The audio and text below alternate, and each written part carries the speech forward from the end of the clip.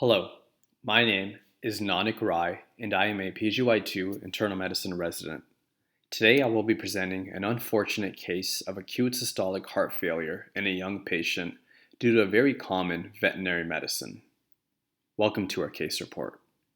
A veterinary drug causes heart failure, a rare case of Xylazine-induced cardiomyopathy in a 22-year-old. Xylazine is a common sedative used in veterinary medicine. It is used to sedate large animals such as horses, cattle, elk, and deer, to common household pets such as dogs and cats. This substance has been increasingly found to be an adulterant in drugs of abuse such as heroin. In fact, the National Forensic Lab Information System has been documenting an increase in reports of xylazine and substance overdoses since 2015.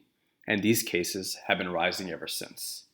To our knowledge, we present the first case of acute heart failure with reduced ejection fraction in the setting of a drug overdose with xylazine. A 22-year-old female with a history of polysubstance abuse was found unresponsive in a hotel surrounded by crack cocaine, heroin, and other drug paraphernalia. At presentation, she was hemodynamically unstable and required supplemental oxygen. She was given naloxone without response, and chest x-ray showed patchy consolidation, suspicious for aspiration pneumonia. We subsequently started empiric antibiotics with ceftriaxone. Given her increasing oxygen requirements, hemodynamic instability, and her inability to protect her airway, she was intubated, central line was placed, and norepinephrine was started.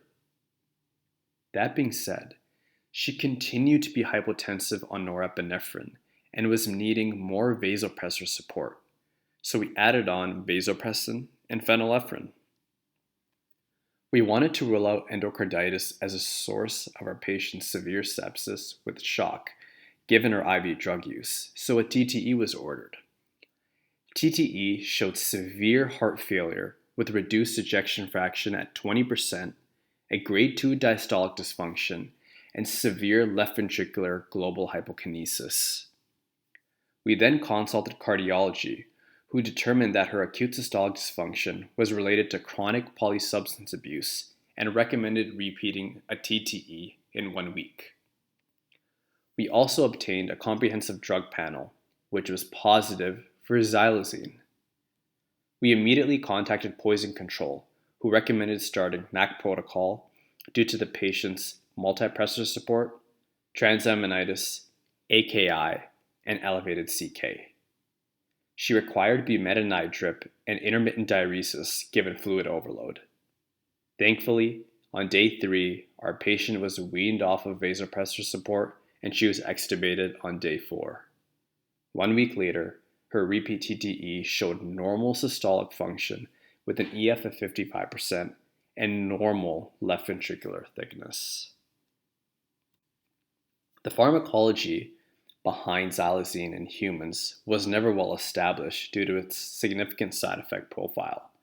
This medicine is structurally similar to clonidine, and it is also a potent agonist of the alpha-2 adrenergic receptor, which would explain why our patient required multi-vasopressor support. Its most common documented side effects in humans are blurred vision and disorientation. However, we are seeing xylazine being added as an adulterant in crack cocaine, heroin, and fentanyl among patients with polysubstance abuse disorder. More investigation into its side effect profile in humans is warranted, as demonstrated by our case. In conclusion, we demonstrate the cardiac lethality behind a common pet and large animal sedative called xylazine in a young adult without cardiac risk factors.